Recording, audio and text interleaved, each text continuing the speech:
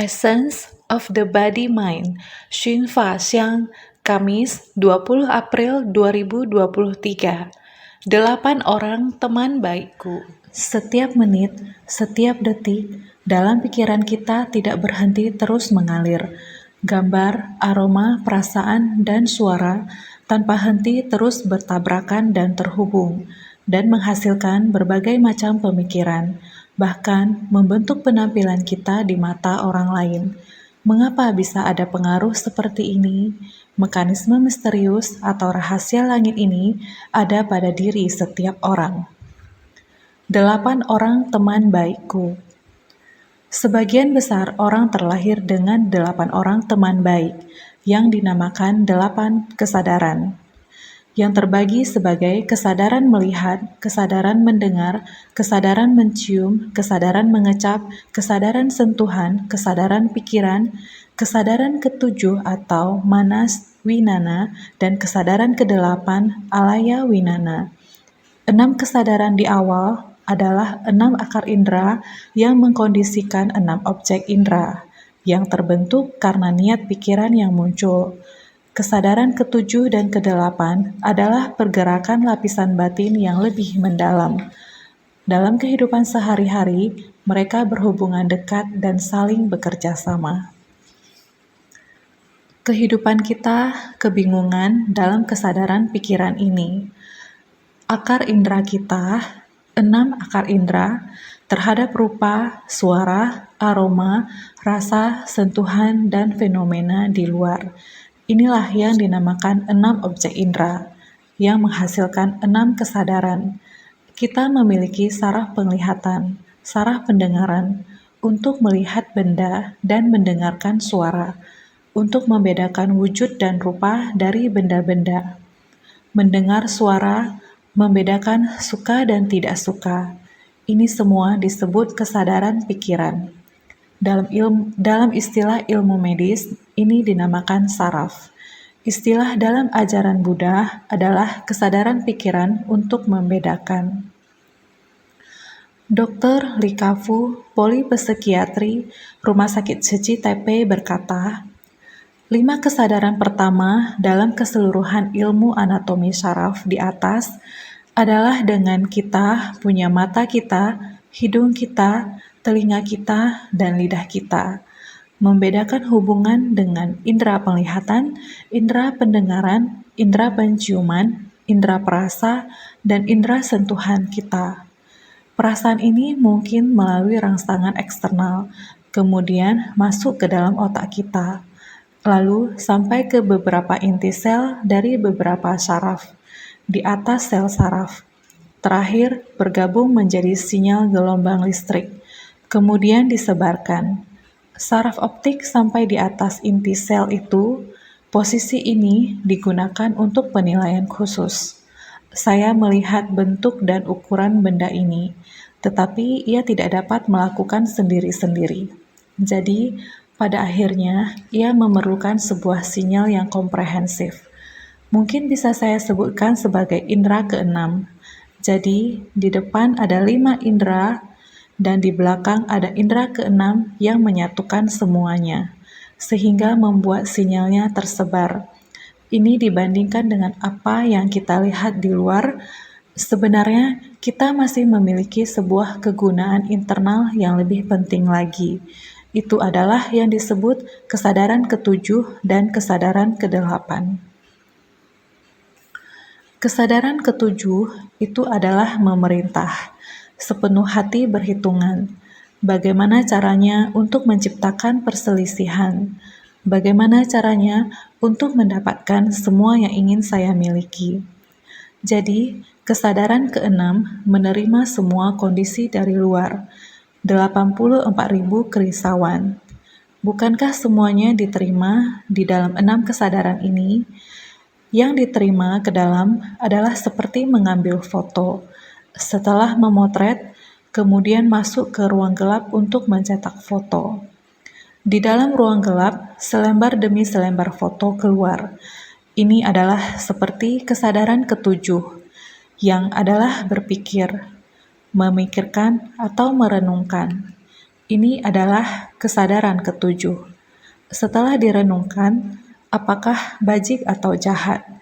Kita menerima fitnah yang bagaimana dari orang, saya sebenarnya harus bagaimana menanggapinya, apakah membalas gigi dengan gigi?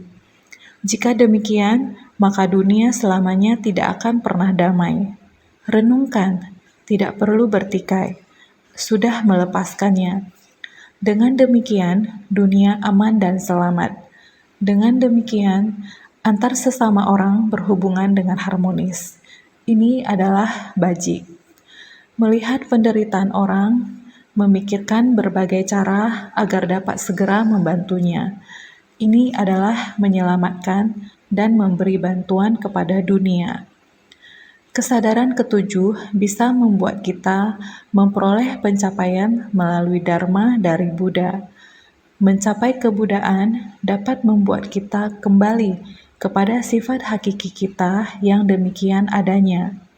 Karena semua yang telah dia renungkan, semuanya adalah hal yang bajik. Semuanya adalah agar batin manusia stabil dan aman, kembali kepada sifat hakiki. Kesadaran kebajikan masuk ke dalam kesadaran kedelapan, ataupun kejahatan. Melakukan begitu banyak kejahatan, akibatnya kesadaran ini. Benihnya sama juga, kembali ke kesadaran kedelapan. Oleh karena itu, kita harus bersungguh hati di kesadaran kedelapan ini. Kesadaran kedelapan, alaya winana juga disebut gudang kesadaran, sama seperti gudang disediakan sebagai fungsi penyimpanan. Semua yang kita lakukan setiap hari, apakah itu baik atau buruk, bajik atau jahat, semuanya adalah seperti sebutir benih, yang pada akhirnya akan disimpan dalam kesadaran kedelapan dan mengikuti kita dari kehidupan ke kehidupan. Dr. Li Ka-fu, polipsikiatri Rumah Sakit Tzu-Chi Taipei berkata, kesadaran kedelapan sebenarnya sangat banyak orang mendiskusikan. Yang dapat kita pahami adalah ia tidak akan memilih ingatan baik atau buruk kita. Semuanya dimasukkan ke dalam ingatan kita, khususnya pada ingatan jangka pendek kita, yaitu sel hipokampus, yaitu salah satu bagian otak yang berfungsi untuk mengatur penyimpanan memori. Sampai pada malam hari, ia akan diambil keluar, kemudian disimpan pada memori jangka panjang, ke dalam permukaan luar otak besar, yaitu korteks cerebral, lapisan tipis sekitar 1-5 mili, yang membungkus bagian otak besar atau cerebrum. Dalam proses pengambilan ini, kadang-kadang akan terjadi beberapa kondisi. Menurut pengetahuan klinis kita di masa lampau, bermimpi sebenarnya adalah sebuah proses di mana otak besar kita sedang merapikan dan mengatur. Di tengah proses pemindahan, sama seperti sebuah komputer kita. Ketika kita ingin mematikannya, apakah bisa memprogramkan untuk terus berjalan? Ini untuk membantu menjalankan kembali seluruh program hari ini. Saat ini, dalam proses menjalankan program ini, kebetulan Anda merasakannya. Mungkin saja telah melihat, telah mendengar, serta Anda sudah menerimanya. Kemudian, Anda akan sangat cepat membandingkan dan menghubungkan apa yang Anda rasakan dan pikirkan baru-baru ini, hari ini, atau saat ini juga. Semua hal yang Anda rasakan dan teringat, bahkan dengan hal-hal terkait dengan dalam ingatan masa lampau Anda. Jadi, kamu bisa menemukan bahwa mimpimu bagaikan kuda surgawi yang melintasi langit atau tidak terbatas. Mungkin sangat tidak logis, mungkin sangat kacau, mungkin sangat menyeramkan dan aneh. Tapi, jika kamu dengan cermat memikirkannya, kamu akan menemukan sebenarnya dengan apa yang kamu khawatirkan belakangan ini. Itu masih ada sebuah kaitan. Sebenarnya dalam kesadaran kedelapan kita, dengan apa yang biasa kita rasakan dan perbuat, yang kita pikirkan, ada memiliki kaitan yang sangat besar. Relawan Ceci Huang Ame berkata, "Jika hendak berbicara tentang saya, 3 hari 3 malam juga tidak akan selesai membicarakan. Hanya saja sekarang saya sudah agak merosot, tidak dapat menjelaskan secara detail. Jika tidak, dulu orang mengatakan saya seperti pameran dalam televisi, begitu kasihan." Huang Ame kehilangan ayah di usia 7 tahun. Usia 9 tahun dikirim untuk menjadi menantu perempuan cilik, atau anak perempuan yang sejak kecil diadopsi untuk kelak dijadikan menantu. Usia 19 tahun setelah menikah, menanggung perekonomian keluarga. Demi mendapatkan uang, pekerjaan apapun dilakukan. Seumur hidup bekerja keras, dari kecil sampai besar. Semua penindasan dan penderitaan yang dialami telah mengakar dalam mata, telinga, hidung, lidah, tubuh, dan pikiran, bahkan di dalam kesadaran kedelapan, tidak pernah terlupakan. Relawan Ceci Huang Ame berkata, "Malam saat saya bermimpi, masih bisa bermimpi sampai mengatakan saya masih anak kecil, masih bermimpi tentang saat diintimidasi. Sama sekali tidak terpikir kalau saya sekarang sudah 80 tahun." Dalam kesadaran tersebut, tersimpan banyak kerisauan dan kebodohan batin, karena ketamakan, kebencian, dan kebodohan kita dari masa lampau. Ingatan akan kebencian semacam itu, nafsu, benci, asmara, dan dendam, tidak peduli berapa tahun, terus-menerus terakumulasi dalam ingatan. Ingatan inilah yang membuat Anda tertutup. Inilah gudang kesadaran, kesadaran kedelapan. Karena kita mampu mengingat begitu banyak kerisauan dan ketidaktahuan, maka kita bisa membaliknya. Semua yang di masa lalu anggap sebagai pengalaman kita, menjadi tempat pelatihan kita. Relawan Ceci Huang Ame berkata, "Jam 3 atau jam 4 sudah bangun, pagi-pagi sudah keluar untuk memungut. Pagi, kenapa kamu bekerja keras seperti ini?" "Benar, kerja Ceci harus begini, sambil jalan, sambil pungut." "Benar, benar-benar. Melihat semua orang memungut dan menjual. Kami juga memungut, tapi tidak untuk dijual, menjadikan sebagai membuat pahala. Lalui seperti begini saja. Yang penting, anak berbakti saja." Anak sangat berbakti. 2 anak lelaki semuanya sangat berbakti. Seperti yang dikatakan oleh Master, yang baik diingat, yang tidak baik dilepaskan. Huang Ame menyerap kata-kata Master. Melalui kegiatan pelestarian lingkungan, melenyapkan kerisauan yang telah disimpan dalam hati bertahun-tahun. Sekarang, dia fokus membantu orang lain. Senyuman di muka dia juga bertambah banyak. Relawan Ceci Huang Ame berkata, sekali lagi, sekarang saya tidak banyak berpikir, tidak berpikir ini menderita atau lainnya. Tidak boleh selalu berpikir hal yang menderita, harus memikirkan hal-hal yang lebih bahagia. Sekarang semua orang mengatakan bahwa saya masih berjalan dengan mantap di usia 80 tahun. Semua memanggil saya apa, dan mengatakan saya sekarang masih muda. Asosiasi Ceci Tainan, kesadaran kedelapan ini ketika mata kita melihat objek luar akan terbawa masuk ke dalam batin, menimbulkan kerisauan dan perbuatan. Kita akan bersentuhan dengan kondisi luar di tempat itu. Semua itu adalah sebuah kesadaran. Jikalau itu adalah kesadaran yang bersih, maka itu adalah kebijaksanaan. Kebijaksanaan kita telah ternoda oleh debu warna-warni dari lingkungan luar. Maka, mengubah kebijaksanaan menjadi kesadaran. Kebijaksanaan yang mendasar berubah menjadi pengetahuan. Mengetahui dan memahami, ini disebut sebagai pengetahuan. Selama kita mengubah kesadaran menjadi kebijaksanaan. Mengubah kesadaran menjadi kebijaksanaan. Kebijaksanaan dan kesadaran adalah hal yang sama. Kesadaran tercemar oleh debu kerisauan, membuat pikiran kita menjadi niat pikiran bergejolak. Lingkungan yang baik dan orang yang baik membimbing kita, maka kita akan menjadi bodhisattva dan melakukan hal baik.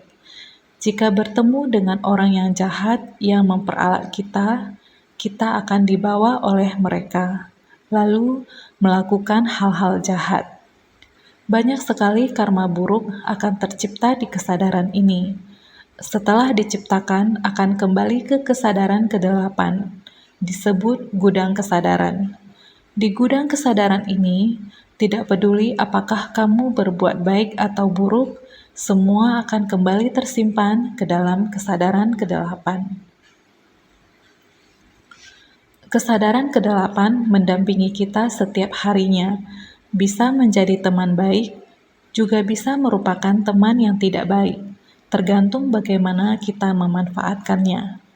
Jika bisa memanfaatkannya dengan baik, maka akan menjadi kekuatan yang menginspirasi. Bencana topan Nargis pada tahun 2018 yang menimpa Myanmar, Ceci memasuki kota yang mayoritas Buddhis ini untuk menyalurkan bantuan bencana. Sebelumnya, tidak terpikirkan tindakan kecil ini bisa membawa dampak perubahan yang demikian. Waktu itu, kita dalam waktu singkat tiba di sana. Kita membagikan beras. Di waktu yang bersamaan juga memberikan benih padi. Di semua karung beras kita tercetak kata perenungan yang sederhana. Ketika mereka menerima beras tersebut, saat berasnya sudah habis dimakan, mereka tidak rela membuang karungnya, dan juga tidak rela dipakai untuk hal lain. Mereka menempelkannya di dinding karena terdapat kata perenungan, kemudian menerapkan kata perenungan tersebut dalam kehidupan sehari-hari mereka. Mereka memahami dengan jelas prinsip kebenaran ini, mulai mengambil segenggam beras, sebelum makan akan mengambil dan menyisihkan segenggam beras, bisa untuk membantu orang lain. Membantu orang lain adalah menciptakan berkah. Maka mereka mulai menerapkan metode ini dan terus berlanjut hingga saat ini. Petani Myanmar dengan tindakan nyata mempraktekkan kata perenungan yang tertera pada karung beras, memanfaatkan kesadaran kedelapan dengan baik untuk memberi manfaat kepada orang banyak. Dimulai dari petani Uminso, lalu diikuti oleh U Ding Dun dan U Sang Ding, dan menghasilkan efek yang baik. U San Ding mendatangi seluruh penduduk desa, berhasil mengajak 90 keluarga untuk bersama-sama menabung beras. Sejak tahun 2016 hingga 2020, sudah tersebar sampai ke 67 desa di sekitar itu.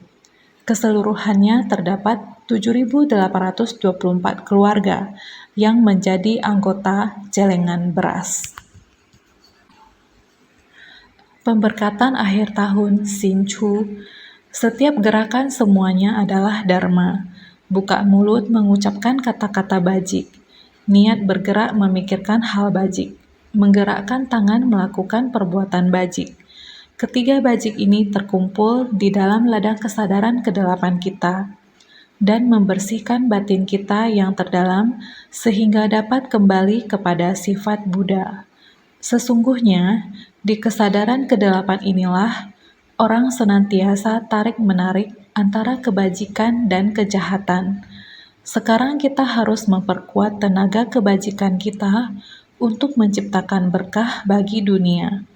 Setiap orang menggalang hatinya, menggalang cinta kasihnya, karena inilah tali kasih yang sebenarnya, yaitu masuk ke dalam kesadaran kedelapan kita. Ini semua karena dilihat oleh kesadaran keenam. Wah, sungguh menderita, benar-benar menderita. Kesadaran ketujuh merasa harus merenungkannya. Apakah kita bisa memberikan sedikit bantuan kepada mereka? Kesadaran kedelapan memutuskan mereka harus memberi bantuan. Niat hati mereka terbangkitkan dan menjelma menjadi kekuatan. Dr. Likafu, Polipsikiatri Rumah Sakit Seci Taipei berkata, beberapa tahun terakhir ini saya menyadari harus bagaimana, harus mempraktekkannya dalam tindakan nyata, bahkan berubah menjadi sedemikian selalu dalam kehidupan sehari-hari. Dengan demikian, barulah dapat menghasilkan perubahan. Barulah dapat dimulai dari satu masalah menjadi suatu sikap perilaku, menjadi suatu kebiasaan, bahkan menjadi kepribadian Anda, bahkan tertanam di dalam gen Anda. Jadi, jika dikatakan Anda dengan sangat nyaman menggantungnya di dinding, kata-kata baik sepanjang jalan dengan mendongakkan kepala akan terlihat kata perenungan. Saat hari ini Anda bekerja sangat capek dan lelah hendak pulang ke rumah, saat berjalan di tangga kita, mampu membantu orang adalah lebih beruntung daripada menerima bantuan orang. Tiba-tiba Anda menjadi bersemangat kembali, maka berubah menjadi Anda kapan saja dan di mana saja dapat dipenuhi dengan energi positif. Perlahan-lahan akan menjadi menjadi kehidupan Anda sehari-hari. Permukaan luar otak besar Anda, jaringan penghubung dari pusat kesenangan pada otak Anda, baru bisa bagaimana? Baru bisa diaktifkan kembali, bergerak lancar kembali. Pemberkahan akhir tahun Tao Chong. Kata perenungan membuat setiap orang ada rasa sentuhannya. Rasa sentuhan yaitu mata melihat. Begitu melihat langsung ada perasaan, masuk ke dalam ruang batin, digunakan dalam keseharian mereka.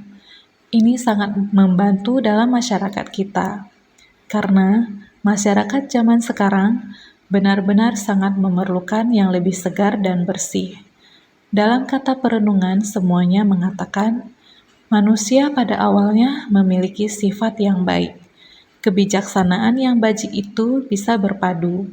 Inilah sifat semula dari manusia. Tahanan Philip Martin, 2014.